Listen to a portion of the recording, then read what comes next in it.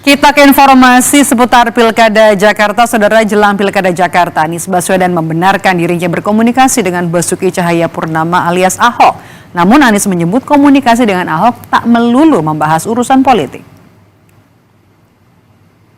Hal itu disampaikan Anies usai menghadiri undangan Majelis Taklim di Geraha Alawiyah, Bekasi, Jawa Barat. Dua mantan gubernur Jakarta ini pun menyebut dirinya memang kerap berkomunikasi dengan Ahok, namun tak melulu membahas soal urusan politik. Sebelumnya, saudara, Ahok disebut-sebut bakal kembali menjadi lawan Anies di Pilkada Jakarta pada November nanti.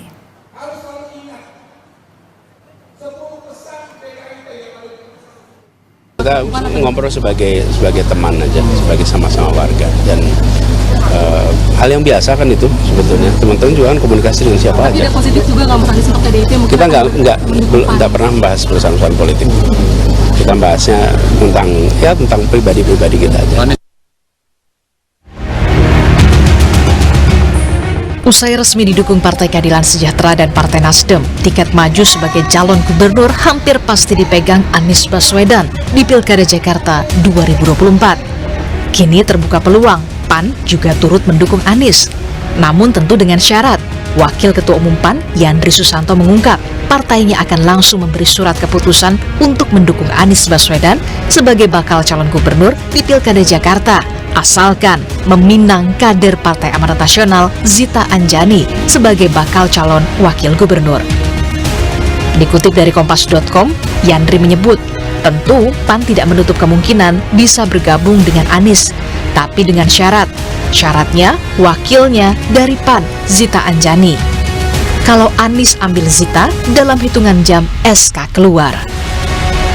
Merespon tawaran dukungan bersyarat dari PAN, Anies berterima kasih dan belum menerima syarat memilih calon pendamping yang disodorkan PAN. Anies memastikan calon pendampingnya masih dibahas partai pendukung. Ya, pertama saya ingin sampaikan terima kasih, apresiasi kepada Pak Zulkifli Hasan dan PAN yang telah juga menyampaikan kepercayaan kepada kami untuk Pilkada besok. Dan terkait dengan pasangan, ya semuanya kan tentu dalam pembicaraan.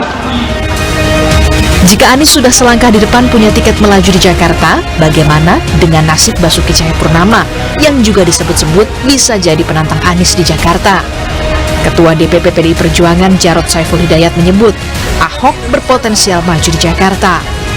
Masuk nama yang dikerucut, Pak? Pak Ahok berdasarkan hasil pemetaan dan hasil survei yang kita terima menjadi salah satu calon yang cukup sangat potensial kalau menurut saya untuk bisa diajukan. Persoalannya adalah begitu kan, PDI Perjuangan itu kan masih kurang kursinya.